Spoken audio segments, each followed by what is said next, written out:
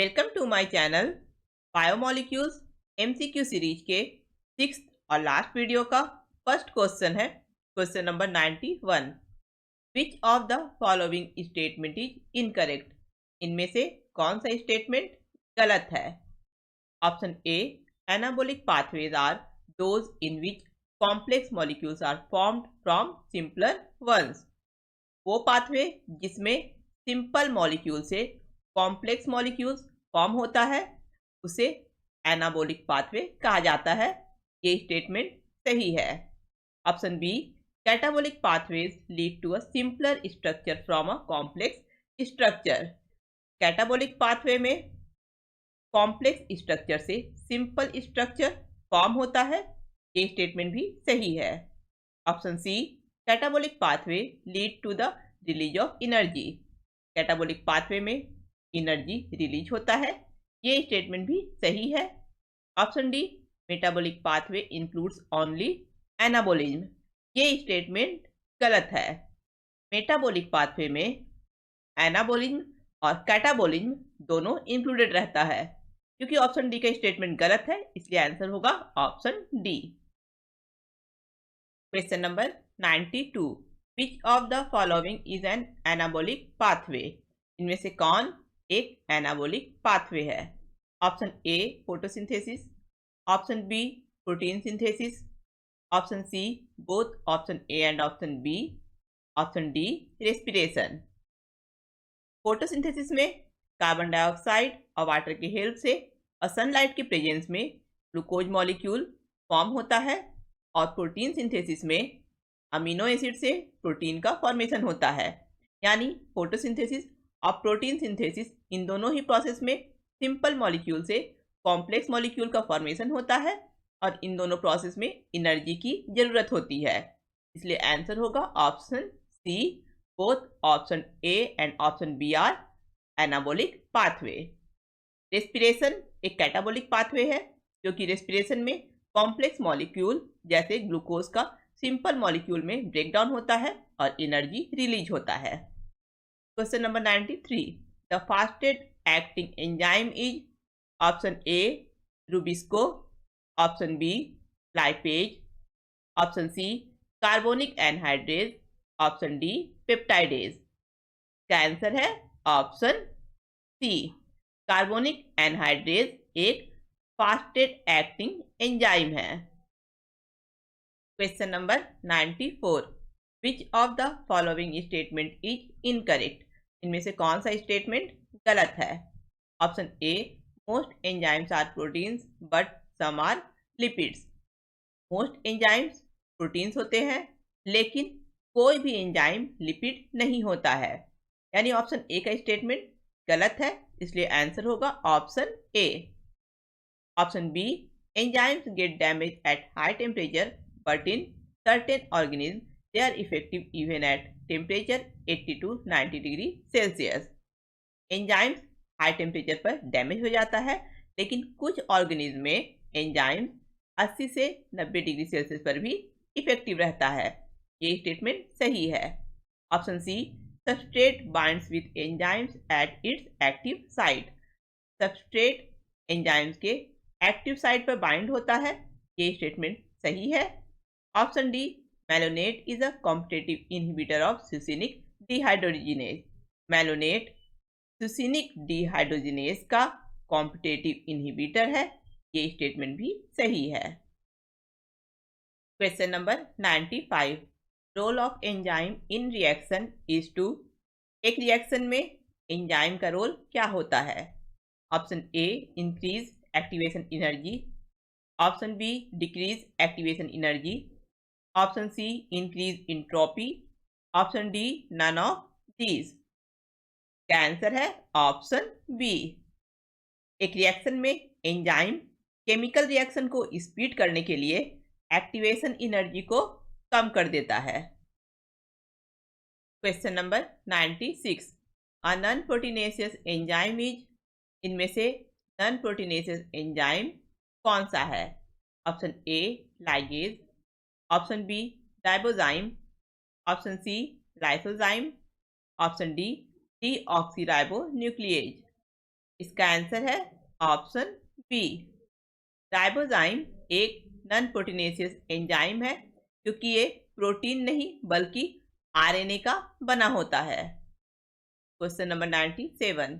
Enzymes having slightly different molecular structure but catalyze the same reaction are वो enzyme जिसका molecular structure थोड़ा different होता है लेकिन सेम रिएक्शन कैटलाइज करता है, उसे क्या कहते हैं? Option A apo enzymes, option B coenzymes, option C holo enzymes, option D iso enzymes. का आंसर है ऑप्शन डी। वो एंजाइम जिसका मॉलिक्यूलर स्ट्रक्चर डिफरेंट होता है लेकिन सेम रिएक्शन कैटलाइज करता है, उसे आइसो एंजाइम कहा जाता है। Question number 98। The non protein part of a holo enzyme is called. एक होलो एंजाइम के नॉन प्रोटीन पार्ट को क्या कहा जाता है? Option A apo enzyme, option B prosthetic group, option C coenzyme, option D cofactor. इसका answer है option D. Holo enzyme के नॉन प्रोटीन पार्ट को कोफैक्टर कहा जाता है। Question number 99। Which of the following have carbohydrate as prosthetic group. नीचे दिए हुए ऑप्शन में किसमें कार्बोहाइड्रेट प्रोस्थेटिक ग्रुप के फॉर्म में अटैच रहता है? Option A nucleoprotein, option B lipoprotein, option C glycoprotein, option D chromoprotein. Prosthetic group एक नॉन प्रोटीन कंपोनेंट है जो प्रोटीन के साथ टाइटली बाइंड रहता है। ग्लाइकोप्रोटीन में कार्बोहाइड्रेट प्रोस्थेटिक ग्रुप के फॉर्म में प्रोटीन के साथ अटैच रहता है, इसलिए इसका आंसर होगा option C. Question number 100। Which of the following is a metabolic pathway. इनमें से कौन एक मेटाबॉलिक पाथवे है? Option A evaporation of water, option B conversion of glucose to pyruvate, option C both option A and option B, option D none of these. इसका answer है option B conversion of glucose to pyruvate यानी glycolysis एक metabolic pathway है क्योंकि इस process में simple molecule से complex molecule का फॉर्मेशन होता है और इसमें एटीपी के फॉर्म में एनर्जी रिलीज होता है। Question number 101। Which one of the following statement is correct with reference to enzyme. Enzyme के रेफरेंस में इनमें से कौन सा स्टेटमेंट सही है? Option A apo enzyme equal to holo enzyme plus coenzyme, option B holo enzyme equal to apo enzyme plus coenzyme, option C coenzyme equal to apo enzyme plus holo enzyme, option D holo enzyme equal to coenzyme plus cofactor. का answer है option B holo enzyme equal to apo enzyme plus coenzyme यानी apo enzyme और coenzyme से मिलकर holo enzyme form होता है। Apo enzyme enzyme का protein part है और कोएंजाइम एंजाइम का नॉन प्रोटीन पार्ट है। Question number 102। Each enzyme shows its highest activity at. Option A very low temperature and pH, option B very high temperature and pH, option C any temperature and pH, option D optimum temperature and pH। इसका answer है option D. प्रत्येक enzyme का सबसे अधिक activity optimum temperature और optimum pH पर होता है। प्रत्येक एंजाइम के लिए ऑप्टिमम टेम्परेचर और ऑप्टिमम pH स्पेसिफिक होता है। ऑप्टिमम टेम्परेचर से कम या अधिक टेम्परेचर पर और ऑप्टिमम pH से कम या अधिक pH पर एंजाइम का एक्टिविटी कम हो जाता है। Question number 103। Prosthetic groups differ from coenzymes in that prosthetic group coenzyme से कैसे अलग होता है। Option A, they are tightly bound to apo enzymes. Option B, their association with apo enzymes is transient. Option C, they require metal ions for their activity. Option D, they can serve as cofactors in a number of enzyme catalyzed reaction. Prosthetic group enzyme से tightly attach रहता है, जबकि coenzyme enzyme के साथ loosely attach रहता है। इसलिए answer होगा ऑप्शन ए। प्रोस्थेटिक ग्रुप एपो एंजाइम के साथ में टाइटली अटैच रहता है और इस तरह से प्रोस्थेटिक ग्रुप कोएंजाइम से अलग होता है।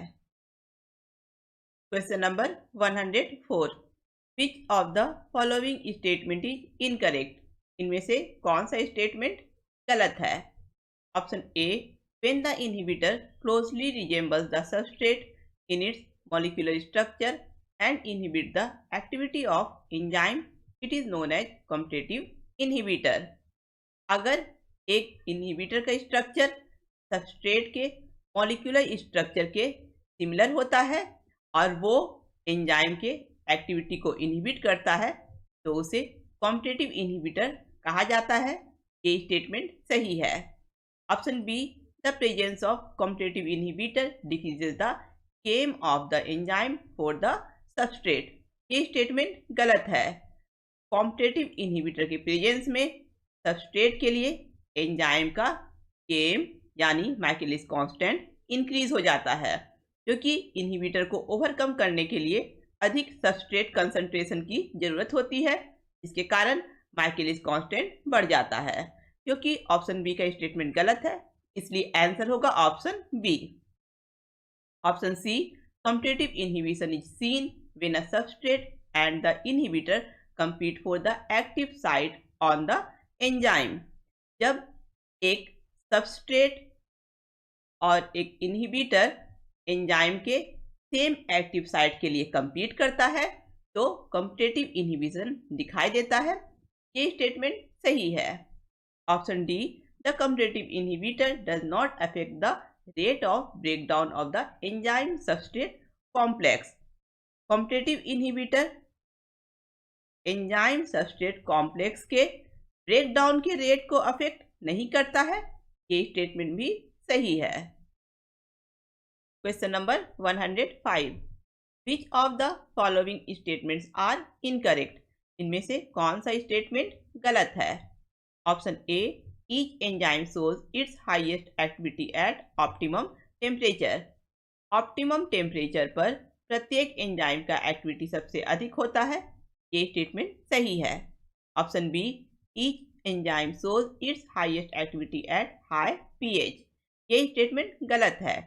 प्रत्येक एंजाइम का एक्टिविटी हाई पीएच नहीं बल्कि ऑप्टिमम पीएच पर सबसे अधिक होता है।